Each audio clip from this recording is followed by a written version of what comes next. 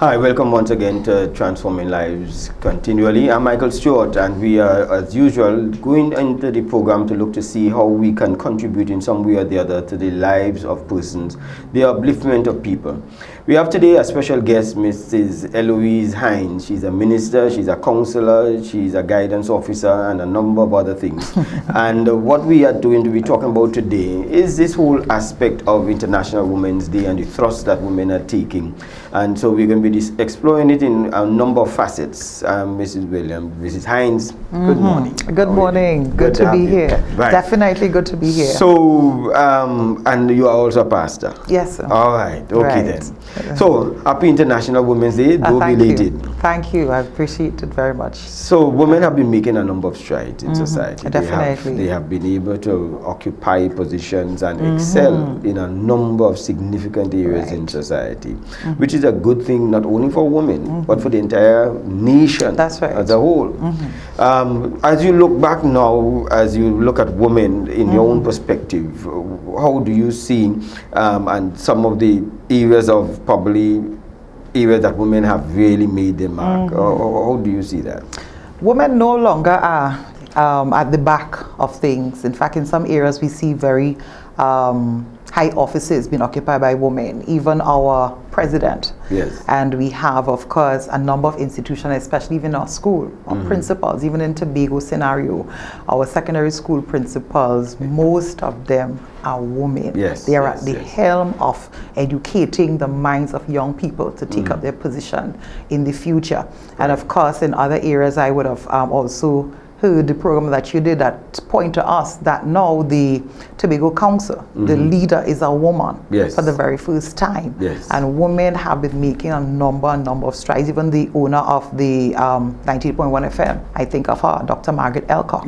And they are occupying their space, they are leading, and they are doing it very well. And definitely we commend them on a time like this. Even athletics and so on, you see them excelling in definitely, and in the arts and culture as well. In business, you see women making strides in terms of entrepreneurship, and people are coming out of their stereotypical role, and now they are occupying their space and they are doing what they can do. You know, I was watching the television and they were repairing roads in, I think it was in Trinidad. The engineers who addressed the media were young women. Oh, that's nice. You understand? Now, this is traditionally a male responsibility and role that would have taken place. That's right. And it was not only one, but two in various areas of that engineering field. Definitely. Even as a pilot, you know, there is a story of a mother and daughter. Pilot and co-pilot. I saw it. Yes. I see. Because you see, there are opportunities now that are open, and women are making use of the opportunities just as how the men are making use. In fact, I was looking at an article and looking at even student enrollment in some of the universities and colleges where the females are surpassing, in fact have surpassed the men in terms of number of persons that are enrolled in colleges and number of persons that are getting their degrees. The women have outnumbered and surpassed men. So we're going to see a lot more professional women taking up space and doing it even where they would not have occupied before, and what would have be considered more male space. Women are now taking those because the opportunities are there for women to be educated and for them, of course, to come into their own space. What do you think this means for men having now, because in Boys Brigade there are no girls, in many of the completely male organizations, we are now having women. What do you think that means for men as we go forward? What I hope it does not mean, interestingly, is that men now take aback or that men feel emasculated or that men feel they need now to jostle women out of these positions, but that men will also step up because the opportunities are there, right? And if men are not making use of those opportunities and excelling, then of course it's likewise that women are going to step up and do that. So my thing for men is to continue to press on, to not pull back, to not feel intimidated, but to continue to occupy your space as well, because the conversation now is about a gender equal world. And therefore, it's not for men to pull back. Once the opportunity is there equally for men and women, I think that men also have to arise and take hold of those opportunities and excel as well. So we have to use it as an encouragement and as a launching pad to say, listen, we can move higher and so on. Yes. Yeah. Well, so some of the concern that I have, recently we had a parliament that in celebration of International Women's Day. And I would admit that I was concerned, if you're talking about equality, that you will hold a mock parliament and put it 100% women. So while we pride ourselves in the advancement of women, the signal, the optics of that says that we are going to put a parliament with 100% women, and I'm wondering how that would have related if we had put a parliament with 100% men, and we're talking about equality. And not only that, because gender-based budgets or something, so I think what was the topic. And I'm beginning to think that the word gender is now beginning to mean women. Because if you talk about gender-based budget and you're going to debate that in the parliament and you have no men, you understand? I think it's because some of the conversations that I've heard allude to the fact that men have often occupied space in these areas, and therefore to bring it on equal footing, we now have to bring the women in so that the men have had their time to rule, so to speak. Some people have said the men have had their time, now it's our time. And therefore, if we need to bring women into equal position with men, there has to be this extra work done as it is, overcompensating as it is, extra presence of women as it is, because we now need to say, hey, we are here, men, you had your time, look at us, and look at us do what we want to do. Negating, of course, the role that the men would play in it, but it's unfortunate that it has to be that, because equality cannot now be that the focus is on women and not on the men. Equality cannot now mean that we are celebrating the achievements of women and negating what men have done as well and contributed. If we're talking equality, then it has to be equal in all sense. That's right. And you see, these words that have been thrown about, it leaves a lot of speculation because they are not quantified. When you say a gender equal world, what is it? How can I measure it? How can we quantify? Does it now mean that for, let's say, in the school system, that if my school is taking in 100 students, we must have a 50-50? Does it mean now if we're giving scholarships, let's say at the Cape level, we are now saying it must be 50-50, where it has to be, in spite of academic performance and achievement, we are now saying it has to be 50-50. Every classroom must have equal proportion of boys to girls. Otherwise, how do you quantify equality across the board? And that's the challenge I think that we are now grappling with. You mentioned earlier a phrase, is a woman's time now. And that is where you hear people pushing. And we listen it in politics. It's the Indian's time now, or the Negro time now. But yet we see the divisiveness it has pervaded in the society because of making that statement. And that has now been imported into the gender issue. So I'm not too sure how, well, not too sure, I am not convinced that using that phrase that some people using to say that it is a woman's time now comes across with the intent that it is planned for. What it says probably to men is that we are saying we are going to push you aside. You see, there was a woman on television, I think, and she made this statement. She said, whatever it is a man can do, a woman can do better. I've heard those statements as well. So in the opposite of that means that wherever it is a man is better, wherever it is a woman is better, a man is always worse.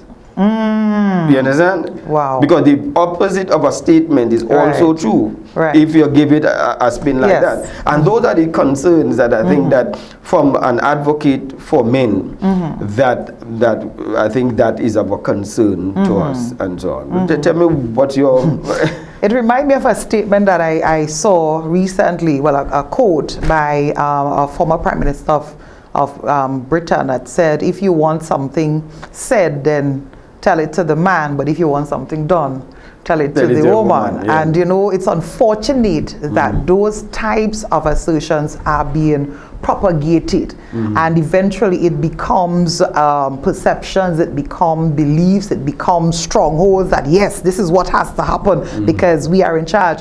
But I want to put a spin on this, and with something that Dr. Miles Monroe says, and I always like that statement. Dr. Miles Monroe made this, he says, when the purpose of a thing is not known, abuse is inevitable. That's right. And when we don't go back to the initial intent and purpose of the woman, the initial intent and purpose of the man, then we're going to have all kinds of things being propped up as to what is her role, what is my role, what's her. But if we go back to the intent of what was the designer's intent in making the woman, what is his intent in making the man, how can both men and women collaborate, coexist, contribute, because it's a big society. Yes. The woman has her part, the man has his part. I think unfortunately with the whole feminist movement and stuff is where we saw the woman really being relegated to an unfortunate position, not given equal pay, equal opportunities, rights to vote, to rights to have property in their own name, and all of those kind, and that is unfortunate. But let's go back now to what the original intent is and bring it back to that, as opposed to turning into something that is not going to help the society either way. So as you mentioned about that, let's go down that road about the original intent of a woman, and you being a pastor, I'm sure that you'll have a position on that. We must go to the book of Genesis. God said in Genesis 1:26-27, he says, let us make man, and that man was not Michael Stewart. That man is human beings in our image, after our likeness. And he says, let them have dominion over the animals. Let them rule in this space, bearing my image, bearing my identity as my representatives. And that statement is profound, because from the onset you see that God placed both male and female on the same spectrum. Let them have dominion. And it tells me that the woman in that statement can rule as the man, because let them have dominion. She can have that dominion, the man can have that dominion. But then he goes further now in Genesis chapter 2, where Adam, male man, was there with God, in God's presence. And God looked at it, and God says, it's not good that this male man should be alone. It is, God says, I'm going to make him an helper suitable for him. And those two words are critical, because the female, the Bible said God now put Adam to sleep, and God took a rib, one rib, not two, not three, not four, not five, and I'm getting somewhere, men hint. One rib, and he made what was suitable help for the man. And that was the woman. Adam says, she is flesh of my flesh and bone of my bone, she shall be called woman. He says, therefore the man leaves his mother and father and cleaves, and they are one flesh. That word helper, as I was saying recently, is the word Azar, as they pronounce it, and that is the same word that speaks about God is my help in Psalm 121. So when we talk about help, some people think is the maid. That's not the maid.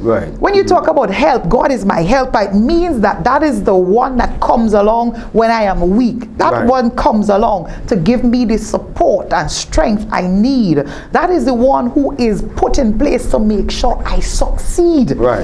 Because help is coming to make sure you don't fail. That's right. at whatever the assignment is. So if you have to lift this and you're not able to lift it on your own, he says, okay, I need some help. Right. And that person comes along now, bringing not weakness and frailty, but bringing what is necessary for the assignment to be accomplished. So from the onset, and the word suitable speaks about corresponding to and equal and adequate. Yes. All of that is wrapped up in that word suitable. Right. So I'm bringing help that is corresponding to the man. God didn't see it in the animals. Whatever the animals brought, it was not there. God says, I'm bringing suitable, adequate, equal help to the man. Yes. Because it's not good how he is functioning. He has work to do, and there is necessary help that is needed. And God brought the woman. And of course, we saw what happened thereafter. So from the onset, there was equality in terms of how we're going to relate, how we're going to function, like a hand in glove. Together, we're gonna rule this space. Right. So I think you have clearly outlined, back to Miles Monroe, that if you don't understand the purpose of a thing, then the abuse is inevitable. That's right. That if a woman therefore takes that as my role, is to be that appropriate support for his success. Because in his success is also tied her own success. Of course. Then there isn't going to be the fight against the man, and there's not going to be the fight of the man against the woman. That's right. Because we are all achieving the same thing. That's right. So then therefore right now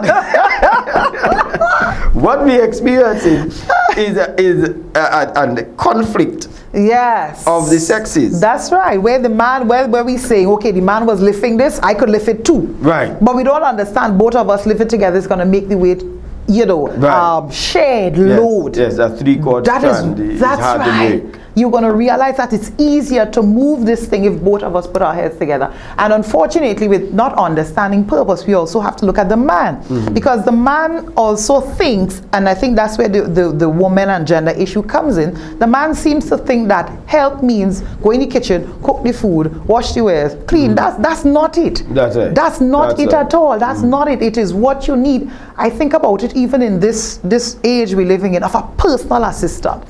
The closest thing I could come to in my mind is a personal, everything you're doing, that person is right there with you. Right. You have books to carry, that person gets involved in that.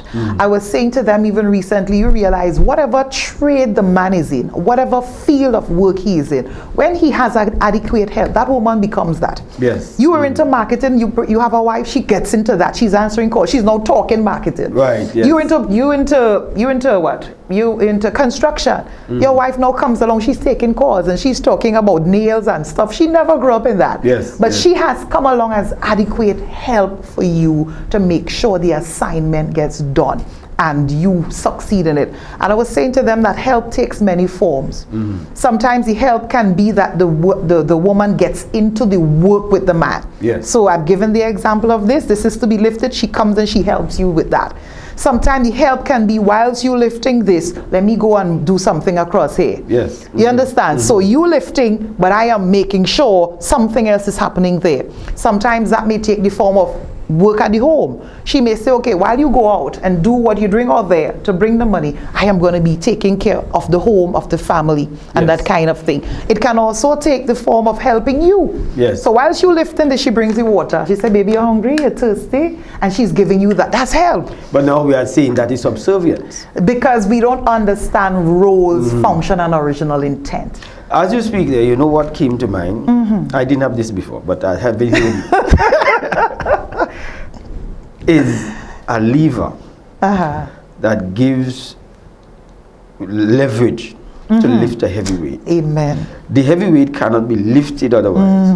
But with a lever, even though the lever is not as heavy as the weight, the lever makes the weight lifting easier. Exactly. And so I'm saying from what you are saying, the helper, that the woman is the lever that makes what the man could not have done possible, now possible. Yes. And the man needs to understand that as well. Because we go down now to 1 Peter 3:7 where it talks about the weaker vessel. And we're thinking all kinds of stuff. But that weaker, in English, is weaker and weaker. Yes. Understand what I'm saying? Yes. Is weak Yes. and weaker. It's not strong and weaker. Yes. She's the weaker vessel. You are the weak in terms of even our frailty as human beings. Right. She is even weaker and more delicate. I think of it even as the glasses and the case. This might be, it could mash up, yes. But then this is even more frail and must be taken better care of than even this. That's right. And that is the concept that God wants, and the mind of God, even with the woman. Because he says, if you don't deal with her with understanding as the weaker vessel, because she is now a co-inheritor with you with the grace of God. That's right. So if you look at it in scripture, in the beginning, God made her equal, adequate, a competent help for you. And now God says, in the end of it all, she's now going to be equal heir with you of the inheritance of his grace. Is what happens in between what God has created and the inheritance that's causing the problem. Right. Yes. And that's what the feminist movement and other organizations are kind of trying to have us go all over. But in God's eye, equal is just the role that we play, which is the thing that we need to iron out. But in order to achieve this, we can't have all the same roles necessarily. Somebody must take up some role, even though we could interchange roles. Of course. But we can't all do the roles together. That's right. And so how do we navigate through those murky waters? Communication. I believe communication is very key. Because there is, even in the family situation, communication is needed. There is nothing really that says that a man can wash with, that a man cannot cook. You have to know, even in the culture that we're living in some cultures, you may have set rules. You know what I found interesting? I was reading, and the thought came back to me. When Moses, let me use Moses, because it also happened to Abraham's servant that he sent to find a wife for Isaac. Yes. When he went, let's use that situation in Genesis 24. Do you know that it was the woman who was there coming at the well to get water to feed the cattle and all those kinds of things? Do you know the situation in Exodus 2 with Moses when he ran because they had found out he killed the Egyptian? Yes. He went by this place where the woman, the 7 daughters of the priest of Midian were the ones there coming to take care of the flock and all of that, and the men were also there, and Moses had to defend them. And society has changed and all of that, and we have to take that, we have to be cognizant of the society in which we live. Yes. When in my mother's time, for example, we know her as the one who was working hard in the home and taking care of the family and doing certain things and all of that. But even in my time now, where you have both persons working, my husband is working, I am working. When we get home, it's not about you go in the kitchen and I will sit here. No, it's about mutual understanding about what's happening. For example, Sunday mornings, my husband loves to get up and cook. And he might say, well, Sunday morning is the wife's duty to cook. But he would be up early and doing that because I sleep later than him. He wants to get it done. He likes to cook. And therefore, I'm saying communication as it is with what has to be done, who is the best person able to do it, and not see any of those duties that are done as subservient, but just that we all in this thing together, building something beautiful together. And if we work together, then of course the weight is lifted and nobody feels the strain. You know, it reminded of a story that I was reading where a gentleman got a job with his company, and the CEO of the company, when I think they had a flooding out, and the CEO was there dipping water, and he did not know who the CEO was because he had a large company, and they asked, somebody referred to him as the CEO, and he said, is that the CEO? How come he's dipping water? You understand? But the CEO's position was that it is, even though he's the CEO, he's accountable for the company. But that does not mean that we can't all go towards rescuing the company at a point in time. And I see that as a family, that even though the Bible talks about the man being the head and so on, he's the accountable person. But that does not prevent him from participating in every aspect of the That's right, the total advancement of the family, because it's not about me versus you, it's now the family. And in the me versus you, we forget that the family now suffers. That's right. And the society now suffers, because I was listening to what you said on the program about what the teacher said to the girls about the boys. The society now suffers because I am trying to prove that I am better than you, and you are trying to hold on to the position, and it's not going to be good for the society It may be good for one gender, Yes. but it's not going to be good for the society. Mhm. And I think Right. that's the issue there as well. So as we get the wrap-up signal, what would my you like to say to women? And probably I would now say some things to men. You know, it's important that we understand our value, our worth as the special people that God have created. You know, one of the things the Bible says as well, as we wrap up in Psalms chapter 8 verse 4 and 5, he says, what is man that you are mindful of him, and the son of man that you visited? You have crowned him or encircled him with glory and honor. And that speaks about weight and dignity and majesty that is inherent in who we are as human beings, and even special to women. Has nothing to do with anything that we do in terms of function, roles we occupy. God has already put weight on us. Yes, He put beauty in us. He put majesty in us. And if we run with that and understand that our identity in who our Maker has made us, then the other things are going to fall in place. Yes, yes, yes. You know? I saw a post that somebody sent this morning of a turtle outside of its shell, standing on top of the shell. And it was said that even though the turtle is free, it has left its protection. Oh, yes. I like that. Yes, I like that. And so I felt that was so powerful. It is. To talk because it's more than just freedom. Yes. It is Yes. whether we are Yes. able to survive Yes. on the outside of each other. Yes. And so as men, I think I would want to talk to the men and let the men understand that, especially when we're talking about so much domestic violence, again, it is because I think we as men, many of us do not understand the value Yes. of women. Yes. And if you don't understand the value, Yes. abuse is inevitable. That's right. A man could never achieve his greatest potential in the absence of a woman. That's right. Ever. And so therefore, let us learn to love one another That's and right. work together. That's right. Thank you you so very very much for much. the opportunity. Wonderful having you. Definitely. Very Thanks for insightful. coming. I'm Yes. Michael Stewart, and this is Transforming Lives Continually. We'll see you again next week, God willing. Thank you.